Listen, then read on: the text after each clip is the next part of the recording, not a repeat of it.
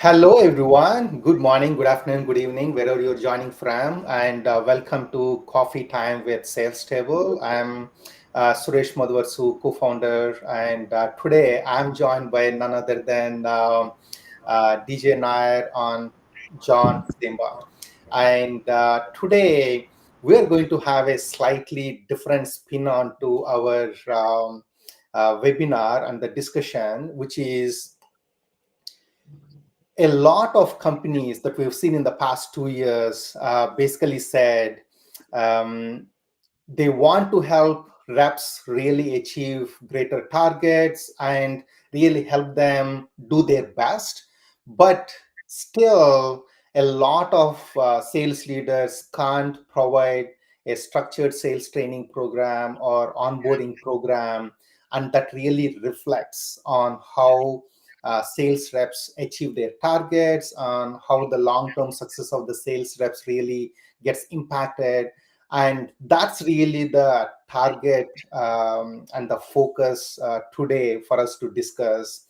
And we basically said, hey, you know what, all of the reps that we have internally within sales table are using sales table, of course, to really get onboarded and trained. So today it's really about what's happening internally within sales table, how we are actually really thinking about the onboarding and training, and really hear from the people who actually went through that, right, and provide some insights on that. So without further ado, probably John, I'll start with you, followed by DJ. Can you provide a little bit of brief backgrounds about yourself, and then what made you come into sales really?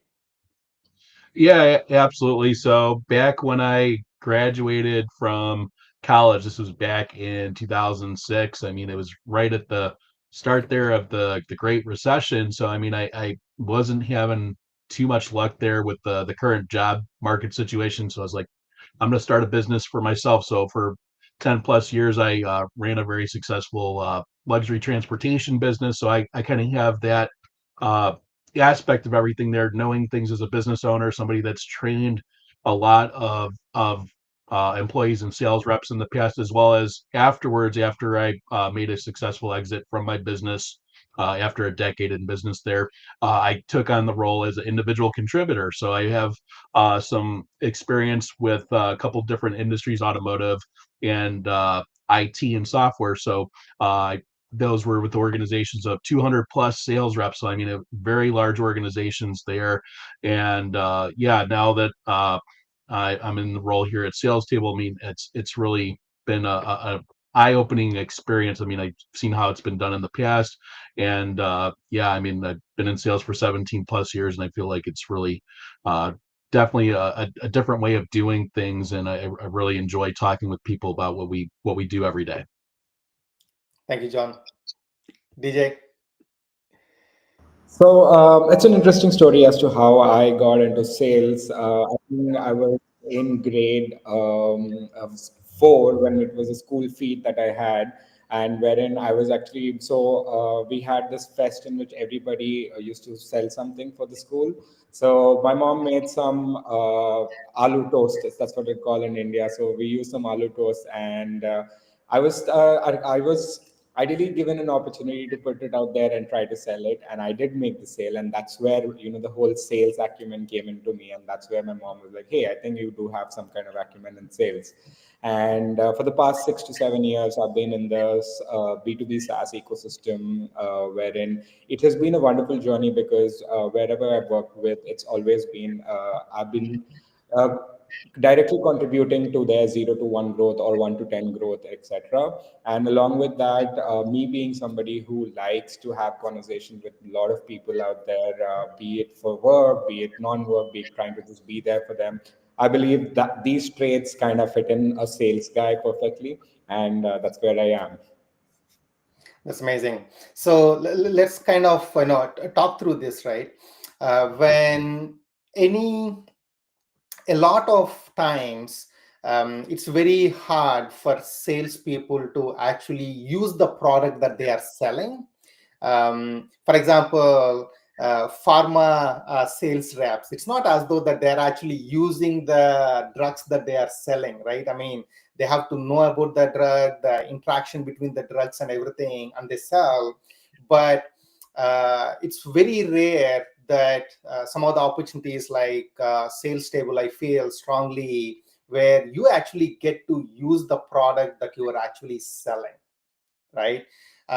So the question for both of you really is, I know before you are looking into sales table, the opportunity, and then why you want to join, there is definitely one perspective that you would have had from looking into some of the website, the testimonials, and the market in general is one perspective. But then once you join, I want to probably start with you, John, to say how did your perspective change when you started using the product, and what was the gap that you had between, for example, what you imagined the sales table to be, and then when you started using the sales table? Right, yeah, and my previous experience with a couple larger sales organizations, I mean, they had regular LMS type of systems. They're very general information that the whole company used. So, I mean, the training was for the most part the same for everybody, with just a few twists for sales reps, as far as some maybe a few things here and there that might have catered to new sales reps when I was joining the company and things like that. So I mean, I think the really big thing with sales table, everything is completely tailored to helping a new sales rep with not only the onboarding but the training and everything else. So it just it makes it so much easier when you're starting at a new organization to know exactly everything you need to know, not only about the company but about who you're going to most likely be talking with, your ICP, and the personas that we're going to be dealing with on a daily basis. It's not the same experience I had with the or other organizations that I was a part of. So I mean, it kind of had to figure a lot of that information out on my own. So that was the real big first thing that I noticed, is that a lot could be tailored specifically to helping sales reps with those interactions, and before you even have that first conversation with a prospect. That's amazing. Thank you, John. So that's a great point that you're mentioning, John, because at some point of time, yes, I mean, there are a lot of organizations where HR trains the new employees that are coming in. I mean, typically these tend to be very generic, very broad orientation. But irrespective of whether a sales rep or the middle management or sales executive, every company is unique on its own way on how they find customers, who their ICPC is, what has worked for them so far, and then what is going to work for them in the future. They are so different in a way, yet many assume that just because a sales rep was successful in the previous company, they would just come in, they bring their Rolodex, and then they will start doing the same thing in this company as well. But that is so wrong, is what we have seen talking to almost hundreds of VP of sales, especially just this year, by the way. And that's the perspective that we always try to provide to customers that we talk to. It's not as though that the VP of sales or the CROs have no intention. They have the right intention to help the sales team, but sometimes from the busy life of execution, they just don't know what tools, what methodologies to really apply on what they are doing. So maybe DJ, can you throw the same light on how you felt the difference between the previous organizations and just going to the sales table? Got it.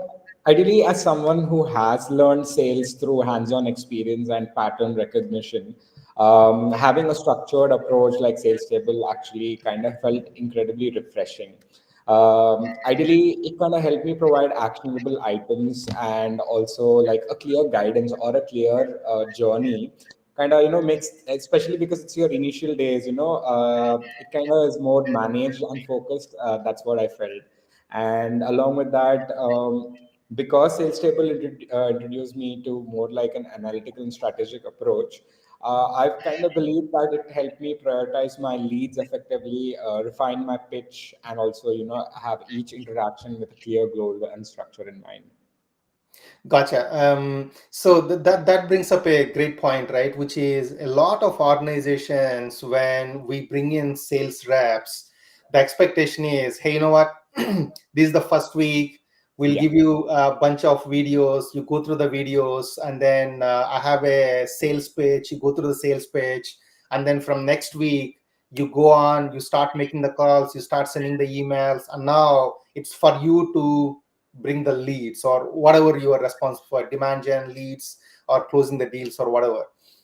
The biggest challenge out there that happens, and I'm sure probably I would love to kind of get your thoughts on it as well, is you are basically leaving sales rep for a chance.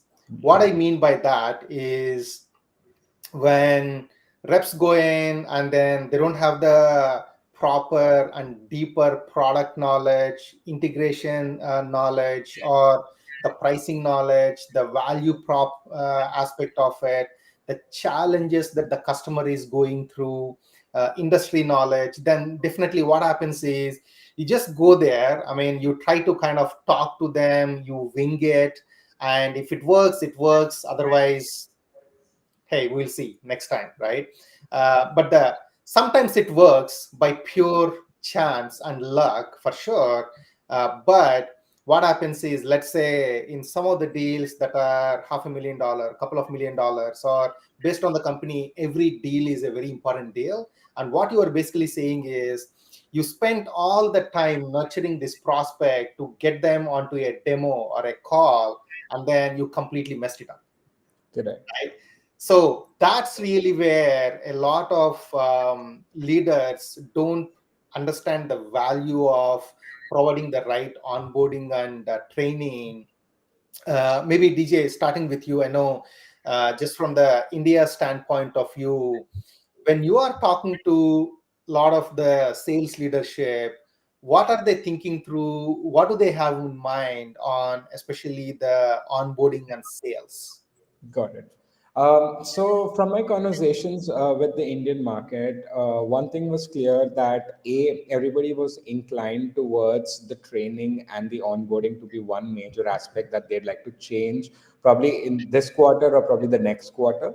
Ideally, because there's a shift of a sale happening in the Indian market. People are like, everybody is aware of the cold calling or cold emailing. Now what's happening is they want to fine tune that as a skill, not just somebody who can just pick up a script and go through.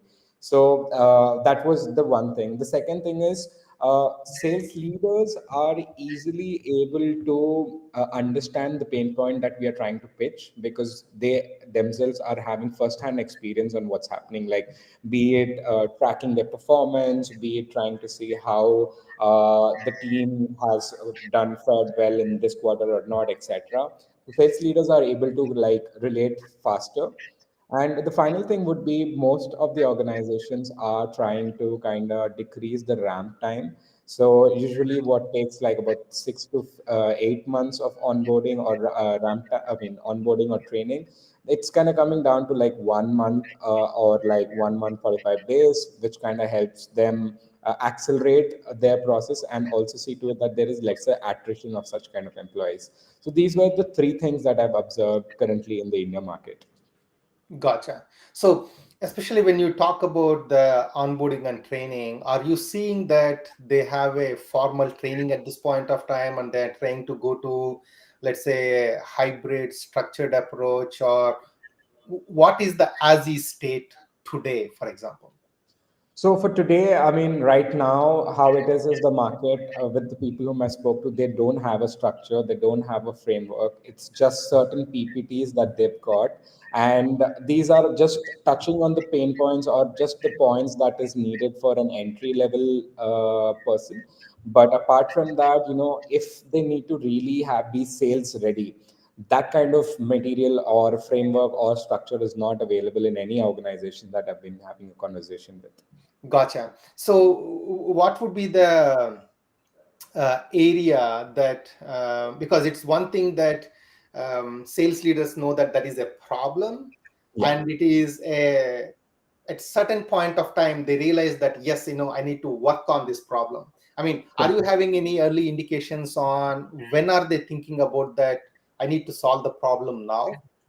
Got it. So when the team size is increasing and they are planning on scaling, that is where they majorly notice the problem. So when initially what's happening is, I think the first 10 sales team or sales rep that they've got are ideally just given all the instructions that works well for the organization so far.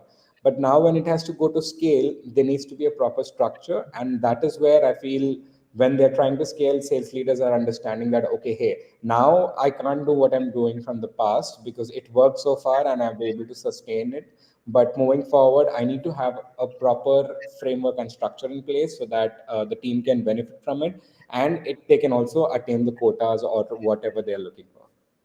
Gotcha. Yeah, that makes sense.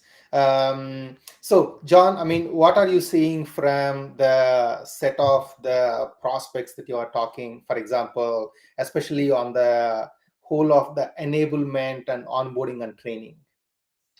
Yeah, and when it comes to content, there's some companies that have their own onboarding and training content, some that don't. But a real major theme right now is organization of that content and being able to deliver that and automate that for their reps. It just isn't something that they are able to do. So just going back from my past experience, again, very large sales organizations. I mean, if you had changes in any sales processes, or if you had a new training that came out, you kind of, it's not a very organized process to get organization that you might be 50, 100, 200 sales reps all on the same page for, and then to be able to access that after the fact, after the training's done. It's like, well, I don't remember this particular part. It's very important I know this before I reach out to a customer because there was a major change here. Then you have to kind of hunt and pack around the company intranet to recall that information. There's not a whole bunch of organization with the content there, so that's a major struggle, and it's causing a large problem when it comes to efficiency. And I'm finding that's a major theme with a number of companies right now, anywhere from pharma, medical devices, as well as software companies. There's a big push for making things a lot more efficient to help with the bottom line. And that's what I've heard from a lot of sales leaders right now. Gotcha. So you said something that is very important, especially when we think about any modern organization, irrespective of whether it is tech or non-tech industry in general that we see. What's happening really is the pace of the tech product, the pricing, the product combinations, they are evolving rapidly, right? So if that is the case, then if I just provide a training once in a year, twice in a year, that's not enough anymore, is number one. And a recent customer of ours who we onboarded, the first time when I spoke to them, the challenge that they said was, when they have the reps and then they kind of keep using the same pricing that they had 6 months ago. And then the question would be, why not? Are you not providing training? Yes, we are providing training, but it is very difficult to kind of make sure that all these 20, 30 people that they have, the reps, they actually absorb the training, right? If there is no way for you to know that, yes, I mean, the reps kind of absorb the training that you provided, whether it is about the product pricing, the sales process changes that we have, whatever that is, it's so difficult for the sales leadership to understand the impact that they're making as part of the training. And that's exactly where at Sales Table we made sure that whenever there is a training, make sure that through assessments and the role plays, that this training is actually absorbed by the reps.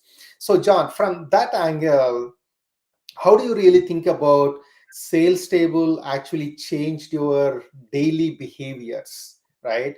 Mhm. Because at the end of the day, we have these activity management that we kind of really focus on, because we have one simple philosophy, right?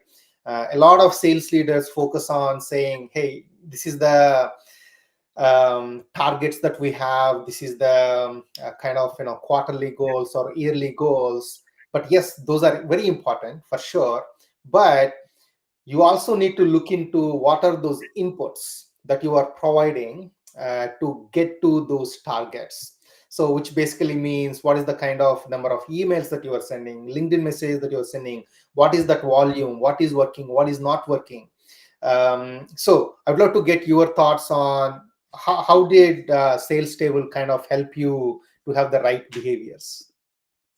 Right, and I think that's really definitely key, coming from a individual contributor standpoint and somebody in the past that's coached sales reps as well. And I mean, I when I go in every day and I see my productivity and I can see the numbers compared to the day before.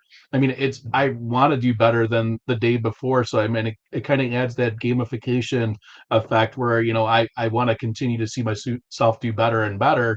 And when I might not have a really good couple of weeks, I mean, there's really no question on what's happening. I could see that on a daily basis. Well, why did I not send as many emails as the day before? Let's take a look at my time management, which is, I mean, very important to make sure I'm efficient in carrying out things from a day-to-day basis. And I know with other organizations I've been at, I mean, it's like only after the month or after the quarter, it's like, well, we were behind on these targets.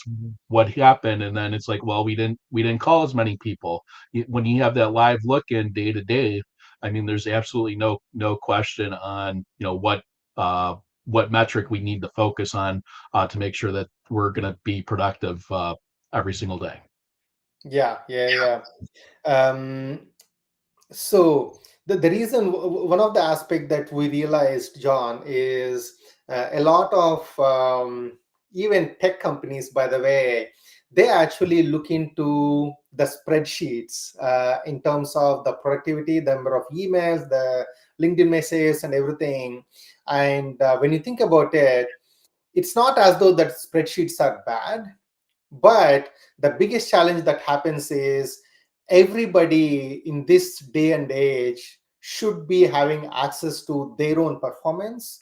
And when you go talk to your manager, or any sales rep goes and talks to their management, they should have readily available performance metrics for themselves to say, here is what I've done this week, here is the progress from the last week or a month before. And that is all a right for the sales rep to have. And that's exactly what we provide using sales table. And DJ, from your point of view, I'd love to get your perspective on how those daily activities changed your perspective on sales. Got it. I believe for somebody who is in sales, having a clear number that, on a day-to-day basis, these are the certain activities that you need to do without fail, kind of helps them drive or at least break down their day accordingly. So that kind of helps. So, for example, if there, so every like touch point, be it LinkedIn, be it sale, cold calling, be it emailing, every touch point has certain time frame in which you're supposed to be either reaching out or responding, etc. Now, having these numbers, what can happen is, now you know that, okay, in India, for one insight is like probably having cold calls after 1 p.m. So that time, what you can do is, in the first morning of the day, you can do your prospecting, you can do your email reach out and respond to any emails that is needed. So that is something that has definitely helped me. And along with that, it's like a northern star. Like for a sales guy, it's like a northern star that you need to aim for. That, okay, hey, today these are the numbers that I gotta hit no matter what. And by the end of the week or by the end of the month, this will turn out to be the metrics or the outcome that my efforts has brought in. Gotcha. Yeah, that completely makes sense. So you're basically saying it's all related to the numbers, and then having a very clear, defined numbers on a daily basis or weekly basis really helps to get through that whole angle. Yes. So while we are on the topic, one of the biggest challenge that happens with the new reps or even the existing reps is the ways in which we actually get trained on objection handling, right? There are some common objection handlings and there are some company specific objection handling, right? For example, things like, hey, I don't have time now. Hey, come back to me after a month, or can you call me tomorrow, or I'm still looking at your contract internally. So these are all very common objection handling versus on the company value prop side of it. Hey, I don't think your product solves my problem, or I have a very I'm currently using a competitor's product, and you guys don't have certain features, right? So all these things have to be trained for and by the sales rep. And Correct. if there is no structured approach, then again, what we are falling back to is we're assuming everybody will somehow learn it, right? And that somehow might be detrimental for the revenue for many of the companies in that sense. So from your point of view, DJ, how has been the whole of the sales role plays come together for you? And what did you learn? How did you learn? And I would like to get your perspective on the entire process that you went through. Got it. So role plays was majorly important, especially the objection handling under role play was important because usually what happens is when we try to reach out, the objections are on a higher end because it's like either a cold email or a cold calling, right? But when I had been taking, like this was initially at the onboarding also, and then even during my time here, I saw when the onboarding aspect, sorry, the objection handling aspect has helped me in a way where I'm able to navigate the conversation in such a way that even a no is somehow turned into an opportunity, which kind of helps me continue the conversation by having a relationship. I'm not saying that that would help me close the deal, but at least build a relationship which would help me get in either a referral or a long-term prospect, maybe in the time of like 6 to 8 months of time frame. And I feel role play has definitely helped me build that confidence and the navigation for any kind of objection handling, etc. Gotcha. Thank you. Yeah. John, you have any perspective on that? Yeah, absolutely. And I mean, role plays, I've always loved them as a individual contributor and somebody that's also coached and trained sales reps too. But I mean, the big thing has always been the kind of finding the time, because I mean, you're taking two people, they're having to block out time on their calendars. Things happen, so I mean, you have to reschedule and things like that. I mean, I like the aspect that it's something you can automate, do on your own time, and build that confidence. And you could do it every single day, and you don't have to worry about it's going to take time out of two people's day. And it's just a really great way to practice, to be able to have those interactions with customers there. So I really feel like it was a huge benefit to me to be ready for uh, those first few interactions I had with customers there. And I know there's a few areas, of course, that I'm stronger at, and a few that I'm not as good at. I could work on those ones I'm weaker at anytime I want, and I don't have to be taking time out of somebody else's day, a sales leader's day, to be able to practice on my own time. Yeah, yeah, yeah. So one of the biggest challenge that we realized as we started to speak with a lot of prospects is it really takes for sales managers an average of 10 hours per week to support their team. And when I talk about the team, uh, there are different ratios, but many of the sales managers say it is 1 to 6 is a industry average there, which basically means a sales manager is spending almost about 10 to 15 hours a week in supporting their reps. when we talk about the support, it is a variety of support, right? It is about the deals, it is about coaching, it is about the whole aspect of giving them the right inputs on the questions and all that.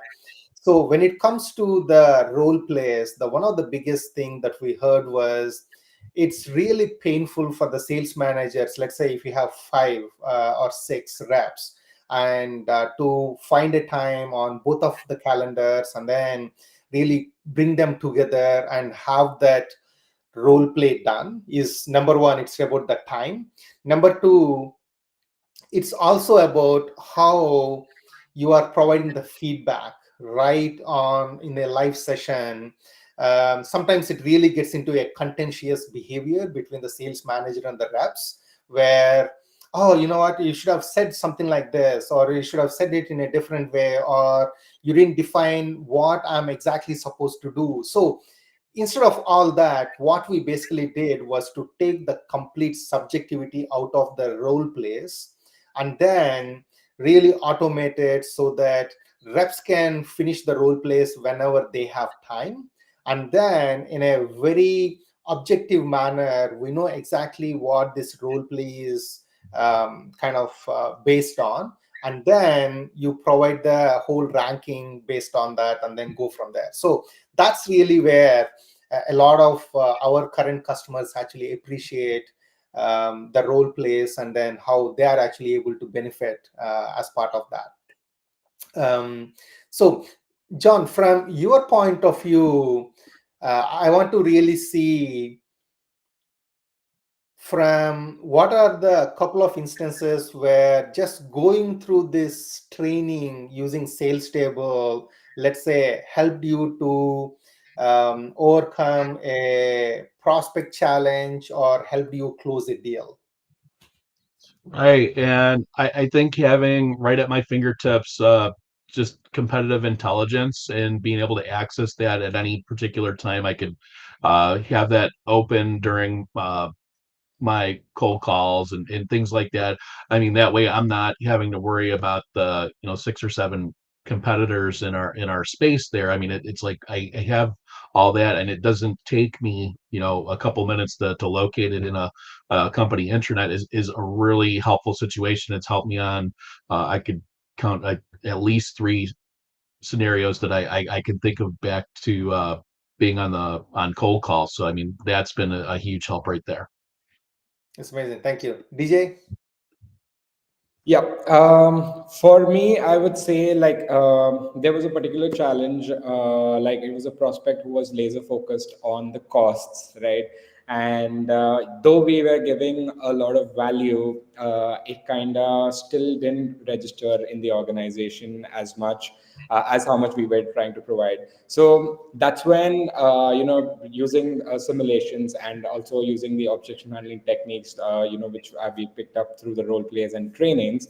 The practiced approach kind of helped the situation not go into a deadlock.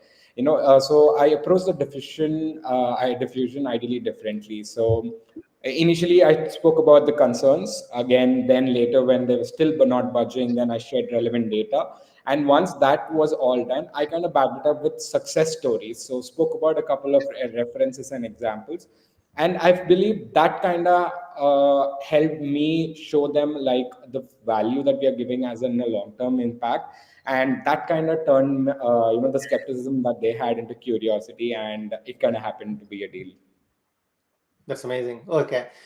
So just to follow up on what you said, when you're talking to the sales leaders at this point of time, what are the features that you feel are the most valuable where you are able to associate your own value when you are talking to sales leaders? Got it. So initially, it started off this way that we had reached out to co-founders, directors, etc. Now, when it came to sales leaders, uh, the pitch didn't have to be what the product is. The pitch had to be what the pain point is and how we are solving it. That kind of helped me kind of navigate easily through these sales leaders. And with respect to the features, the first thing that they notice is role play, because like the previous conversation that we had, I mean, sorry, the previous that John mentioned that, these sales reps are not trying to look to see to it that their time is being spent on these trainings, etc. Rather than that, they would want to hit quotas. So that's how the sales leaders look at role plays first, then they come at trainings, and then finally they look at the performance metrics. These are the three features that they kind of help. Yeah. John, do you have a perspective on that? Right. Yeah. And I think just with the fact that we can automate a lot of onboarding and training, I know that a lot of leaders I speak with, I mean, they're definitely frustrated it takes so long for their reps to take on that full quota. So just being able to get them quicker to that point, I mean, and I mean, it's been anywhere from 30 to 50% quicker. I mean, that's definitely where we point to onboarding and our training aspects of sales table that's been really helpful for our existing customers to really help with that pain. Yeah, absolutely. Thanks for this wonderful discussion. As a part of the last question for us today, so John, if you have to talk to your friends and suggest what we are doing at Sales Table, what would you say, and then what would you advise sales leaders on this? Right. Yeah. And a lot of friends I have, they're also in sales. So I mean, I'll usually ask them, well, how was your experience when you were going through training at your company you're at right now? And then they tell me this and that. I mean, and usually, I mean, you hear some good, some bad, and it's like, well, what we do, we make it all good. I mean, we make it automate that from start to finish. It's easier for the rep. It's easier for the sales leaders. And I mean, and when I'm talking with sales leaders, I mean, that's what I try to let them know as well. I'm in the position as an individual contributor here. It makes my life easy. It's going to make your life easier too. So I mean, it's not just one side that's going to see the benefit of what we're doing. Yeah, absolutely. Thank you for that, DJ. When it comes to like the last part, I mean, advice it would be, or a suggestion would be, ideally, first things first, lead by example. By that, I mean to say that yes, processes and systems or tools might not be everybody's cup of tea, but whoever must lead by example. Apart from that, making coaching a priority is so important because salespeople thrive with the right guidance. That's something that I've noticed.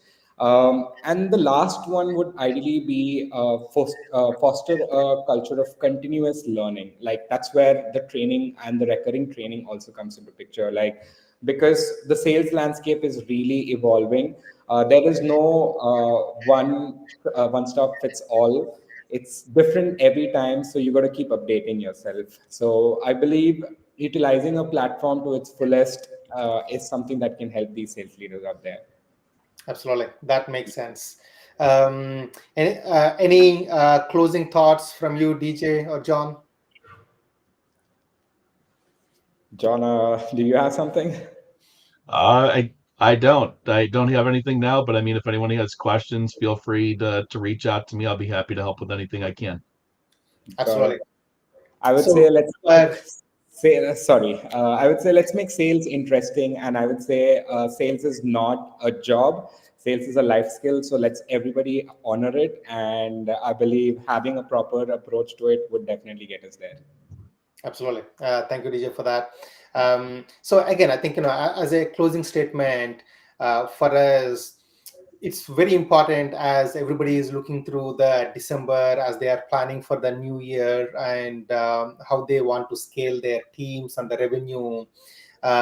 While of course the revenue targets and the top line is very, very important for the sales leaders to think through, but it's also very important for the sales leadership to lead by example, DJ, the way you said it, and which also means that keeping the right onboarding process in place, having the right support structure in terms of the training.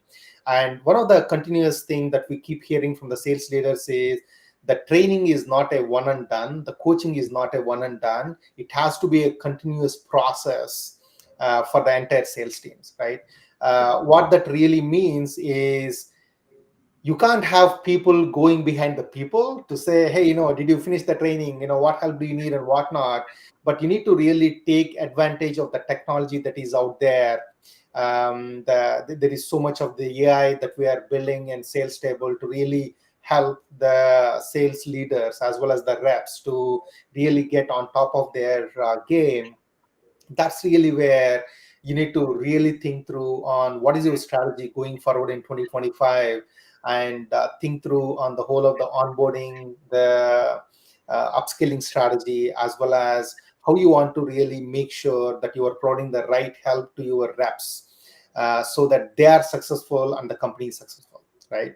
So with that, I would say happy holidays, everyone, and hopefully we'll have one more webinar before the end of the year. But until then, thank you so much. Thank you so much. Bye bye. Take care.